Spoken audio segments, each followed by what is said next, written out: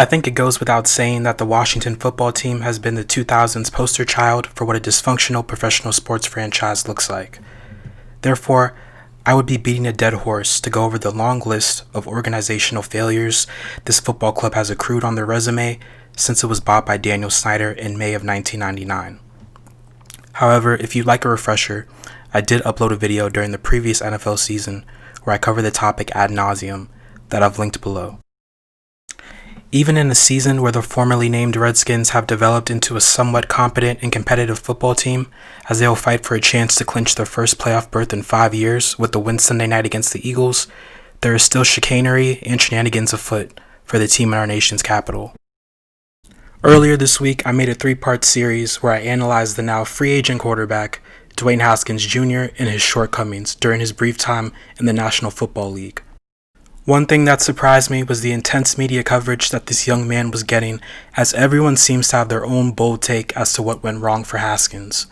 Despite being the 6th biggest media market in America, DC sports generally do not receive much coverage on mainstream networks. At first, I just chalked the extra attention up to it simply being a slow news week. That is until I received a good tip from one of my viewers who posed a very plausible explanation for what is really going on. That being a power struggle between an owner who may be on the verge of losing his team versus a piranha that's been lurking in the water, getting stronger with each passing day, and waiting for the right moment to strike and seize control of the asset they have always wanted. My name is CT, and I'd like to welcome you to my first NFL investigation. Why Dan Snyder sold out Dwayne Haskins to stop Jeff Bezos. Now, there are a multitude of angles to this story that could take us down many different rabbit holes. Think of it like one of those large crime webs with arrows pointing everywhere, like the one I have on the screen now. Therefore, to avoid doing that, I thought it was important to go in chronological order. So if I mention something that seems completely random, don't worry, I will circle back to it. So let's all hop in our time machines and travel back to April 25th, 2019, draft night. With Washington still reeling from Alex Smith's gruesome leg injury, it made perfect sense for them to consider choosing a successor in the draft. While Smith is obviously back on the field now, impressively leading Washington to their longest win streak since 2016, not even Smith was sure if he would return to the NFL. Dan Snyder had his eyes on Dwayne Haskins Jr., a quarterback with a cannon for an arm coming out of Ohio State, but also a QB with only 1 year of starting experience under his belt. The Washington draft room was not seeing eye to eye with Snyder, declaring Haskins a work in progress, to the point where Snyder's right-hand man and current GM and president at the time, Bruce Allen, tried to talk him out of it. Snyder, however, would not budge. He became even more infatuated with Dwayne due to the fact that he went to high school with his children. So with the 15th pick of the draft, Washington selected their hopeful signal caller of the future. It became apparent very early on to then head coach Jay Gruden that his pre-draft evaluation of Haskins was spot on and that he was far from ready to play. But if the owner wants, the owner gets. And so Dwayne was thrust into action during week 4 of his rookie season against the Giants, where he proceeded to throw 3 interceptions. Gruden wanted to prove a point, and he did. But it would also cost him his job as he was fired a few weeks later. But not before a video mysteriously leaked of him in a compromising position with a random woman. Gruden is married, by the way. This also wasn't the first time that Washington had fired an employee at the same time that negative rumors just happened to leak in the press about said employee. I'll get to why that's important later. Chapter 2: The Soft Reboot. The 2019 season for Washington was rough. There's no other way to put it. I've been watching this team since the 2008 season, and 2019 by far was the most brutal. It was the first time that I chose to watch other teams play at the same time that a Skins game was on. I was clearly not alone in this feeling, as attendance dropped dramatically at FedEx Field, and Dan Snyder knew he needed to reinvigorate the franchise. He began with the ousting of team president Bruce Allen, who had been running the team into the ground since 2010. Then he went out and hired Ron Rivera, who brought his young offensive guru Scott Turner with him to DC, alongside the hire of Jack Del Rio as defensive coordinator. Moves that immediately impressed the general public. Rivera had been one of the most consistent coaches in his time with the Carolina Panthers, the highlight of his tenure being their 15-1 Super Bowl appearance season. But their owner, Jerry Richardson, sold the team amid an NFL probe into claims of sexual harassment and racism. New owner David Tepper wanted to put his own mark on the team and therefore let Rivera go. That brings us to Chapter 3, the chaotic offseason. At this point, it's well established how controversial the Washington football team's former name was. As a longtime fan, I won't even give my personal opinion on the matter, as there's nothing to be gained from it. However, Snyder famously vowed that he would never change the name, like ever, in 2013. However, the racial climate in America was heightened during the summer of 2020 as protests raged throughout the streets of America over the death of George Floyd, an unarmed black man killed during an arrest by Minnesota police. With the cancel culture wokety woke crowd holding more leverage than ever before, major retailers like Target and Walmart refused to sell any more Redskins merchandise. The final straw was FedEx Field sponsor, FedEx, threatening to remove all signage from the stadium if the name was not changed, which could have cost the team $45 million. And as the saying goes, money talks, so the Redskins' name walked. But if Snyder thought he was off the hook, he had another thing coming. 15 former female employees of the Washington Redskins have accused members of the team's front office of sexual and verbal harassment. This in a new report from the Washington Post. The accusations span from 2006 through 2019 and include longtime radio voice Larry Michael, also Director of Pro Personnel Alex Santos, and his assistant Richard Mann. The latter two were recently fired and Larry Michael abruptly retired. Owner Daniel Snyder and team president Bruce Allen, they have not been accused of harassment, but some of the women said it was unlikely that Snyder and Allen did not know about the behavior. The Redskins declined to comment to the Washington Post. Just a few days after announcing the name change, news of wide-scale sexual harassment inside the Washington football organization exploded over the internet, having been teased by the media a couple of days beforehand. 15 women came forward with an additional 25 the next month. The entire story was broken by the Washington Post, and while Snyder was not directly accused of anything, his time would come soon. The accusations ranged from 2006 to 2019 against various male employees who would allegedly do things to their female coworkers, such as ask them to wear tight clothing for clients, having inappropriate remarks made and questions asked about their bodies, frequent sexual innuendo, even overt gazes at their waistline area. For example, look at this exchange between one of the women and Richard Mann II, Assistant Director of Pro Personnel, who has now been fired, fortunately.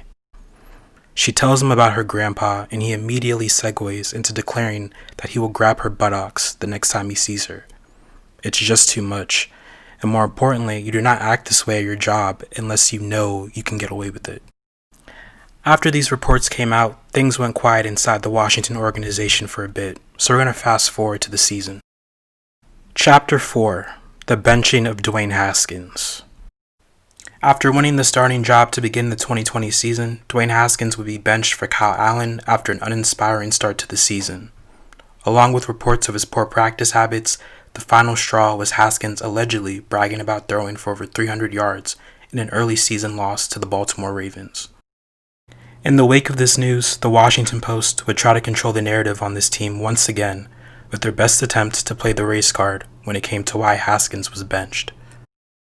As this article points out, there has been great discrimination towards black QBs since the league's inception, and therefore, throwing the race card around like a bag of dirty pennies for Haskins only delegitimizes actual instances of racial bias in sports.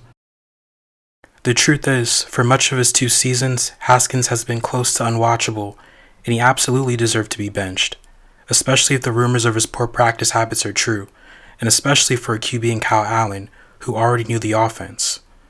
Just check the stat sheet. Men lie, women lie, numbers don't. And while Dwayne's agent wasn't as brash in his response to Dwayne being shelved, One could argue his tweet had undertones of racial discontent as well. Speaking of discontent, news of former disgruntled Washington employees would once again be on the horizon. Chapter 5. Mo Money, Mo Misconduct. Less than 2 weeks ago, on December 22nd, more news of sexual misconduct involving the Washington football team was published in the press, by none other than, you guessed it, the Washington Post. This time laying out a settlement from 2009 of $1.6 million that Dan Snyder paid a former female employee. Finally, it was the owner's turn to have his own dirty deeds exposed. Except, the details of the accusations have been sealed and are still being kept under wraps. I know. The alleged incident occurred on Snyder's private plane on a flight returning from the Academy of Country Music Awards in Las Vegas. Some interesting tidbits about the case are, the settlement did not acknowledge any wrongdoing on Snyder's part. The accuser agreed to have her personal file state that she voluntarily resigned from the job. Both she and her husband refused to comment now that it's been over a decade since everything was squared away. That's it for Chapter 5. I know what you're thinking. I'm pretty short, right? Like I said, stay with me. It'll all make sense in the end. Chapter 6. Dwayne Haskins versus the world. With this news being so recent, I don't think an extremely thorough recap on the situation is necessary, especially since I just did a 3-part series on this situation that I highly recommend y'all check out. But, in a nutshell, Dwayne Haskins was given another chance against the Seahawks in Week 15 after Alex Smith went down with a calf injury. He was awful, and Washington lost. After the game, he made the foolish decision to party maskless with a few strippers in the middle of a pandemic, despite having a coach who has been battling cancer. He was fined $40,000 and then stripped of his captaincy, but still given the chance to start last Sunday against Carolina. And he was awful, per usual, but even more so embarrassing since he was benched, then outplayed by Taylor Heinicke, who had been on the team for less than a month and was not even signed to an NFL roster last season. Therefore, Haskins was given his walking papers after less than 2 seasons in DC, the shortest tenure that a QB drafted in the first round has ever had in NFL history, with their first team. Which brings me back all the way to the intro of this video. Despite technically making history with how short his time in Washington was, I cannot remember this team ever getting anywhere close to this much media coverage, despite our many other embarrassing snafus. That's when a convincing argument was made by a user in my comments, which made me take a closer look. The first thing I noticed is that the media keeps using the term strip club. Let me be clear. What Haskins did was dumb. Period. If you want to hear me rip him a new one, check out my 3-part series I just mentioned earlier. But this was actually a private gathering thrown for his girlfriend's birthday inside of a hotel suite with only a handful of dancers. Now, do you see how the optics change? Don't sit here and lie. At some point during the course of this COVID lockdown, you have most likely met up with around several people for a get-together at least once. And while again, I'm not letting number 7 off the hook, there is some nuance involved when you're comparing a birthday party with what looked like less than 10 people to being inside of a sweaty strip club that's packed to the brim with no mask on. So that begs the question, or rather questions, of number 1, how could the media make such a crucial error in their wording? Why would they not retract their mistake? Number 2, why did Dwayne part ways with his agent, one of the most successful agents in the NFL? Number 3, why would Dan Snyder, who fought tooth and nail to draft Haskins, give up on him after less than 2 seasons? Number 4, why is the media so fixated on cross-examining this specific quarterback? And 5, why is the Washington Post instigating dysfunction on the Washington football team every chance they get? Chapter 7, Putting the Puzzle Together. Now it's time for us to be realist here, if we want to connect the dots, so we can figure out what's really going on here. I don't think it's a coincidence that after the Washington Post ran their story on Snyder's sexual harassment settlement, only a couple hours later did the news about Haskins get picked up by mainstream sports media, despite this party taking place and first being reported on the day before. We also have the issue of inaccurate reporting taking place on his COVID violation, as he never went to a strip club. To go along with the fact that his release from Washington has been covered almost non-stop, despite the football team sitting under 500 and not viewed as anything close to resembling a Super Bowl contender, even if they do make the playoffs tomorrow night. There is obviously a conspiracy at play by Snyder and Washington PR to drown out the noise from the sexual misconduct settlement with news about Haskins. And why does the Washington Post have such an axe to grind with Snyder? Well, just ask yourself, who owns the Washington Post?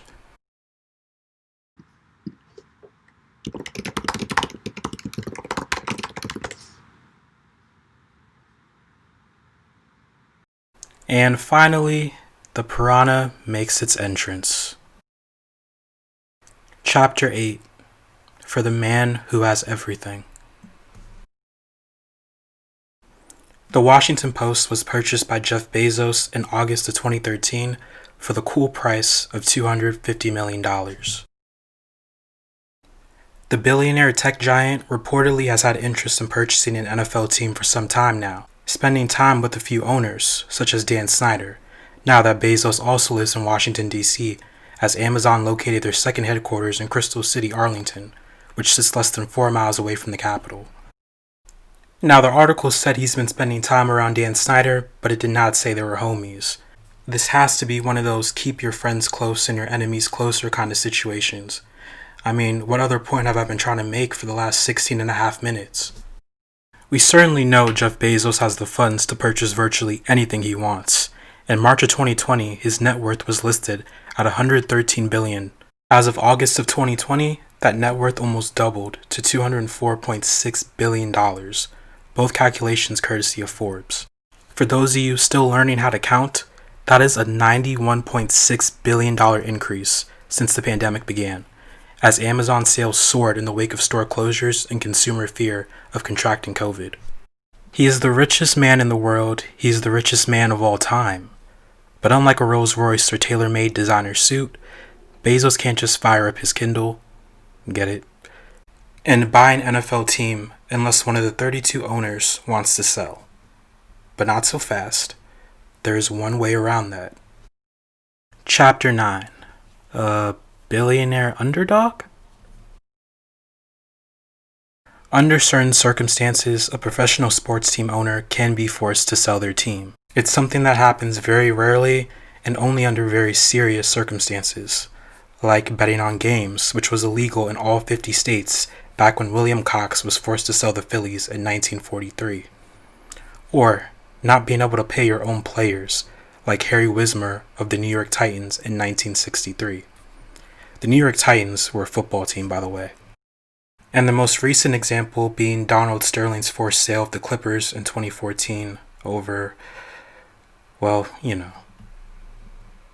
The point is, it is very difficult for a forced sale to occur. And Dan Snyder has absolutely no plans to sell the Washington football franchise, which is exactly why he was willing to sacrifice Dwayne Haskins to keep his team. What do I mean by that?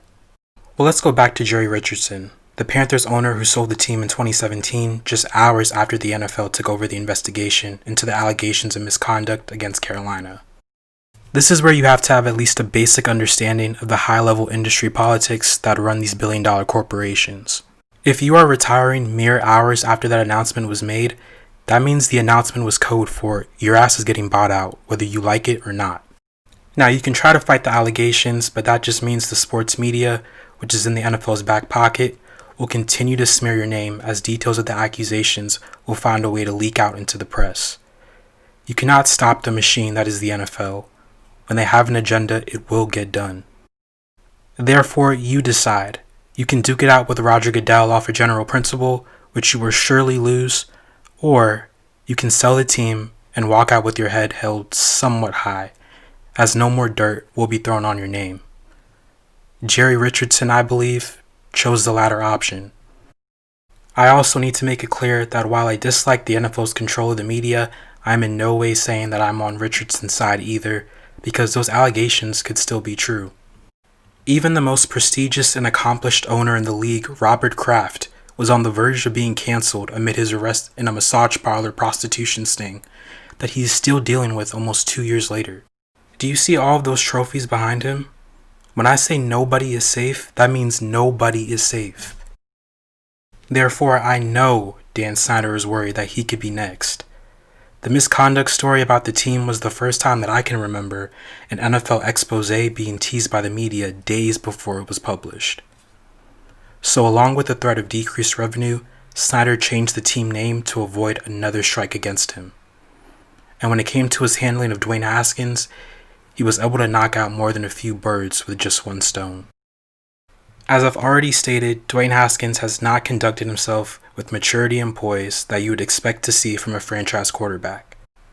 I think it was Mike Florio who had made a remark that Dwayne Haskins is so good at making apologies, probably because he keeps messing up over and over again.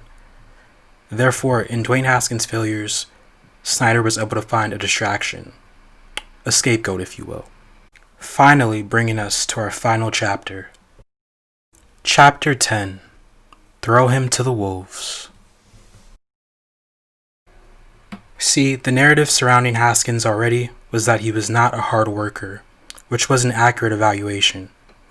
However, his COVID protocol violation was the perfect opportunity for Snyder to aid the media in portraying number 7 as the real pervert in DC, taking the heat off of him in the process.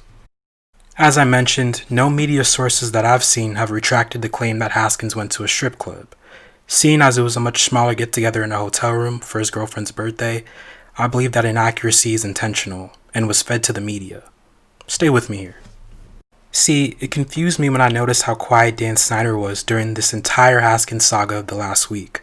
I mean, this was the quarterback Snyder wanted when everyone tried to tell him no. It was even part of the reason why he fired Jay Gruden. So it was perplexing to say the least when it was reported that Snyder stood fully behind Rivera's decision. For Rivera, it was the perfect move to establish his regime in Washington, letting everyone know that even being the first-round selection that the owner handpicked was not enough to stop him from cutting you. Snyder, in turn, looks like a better owner because he has finally backed off of interfering with personnel decisions, something that he garnered much criticism for in the past. He was also able to portray Haskins as a sex-crazed quarterback who couldn't resist the urge to make it rain, even if it meant ruining the entire team's season, right as they tried to make a playoff push. Haskins' poor play in Carolina was just the icing on the cake. The optics of cutting Haskins also made Dan Snyder appear to be someone taking a stand against sexual deviancy. You know, the same kind he and many others in the organization were being accused of, the kind of thing that could force him to sell the team to that piranha with the $200 billion net worth. You guys catching on now? Lastly, this media portrayal of Haskins was able to shut up anyone else who wanted to try playing the race card.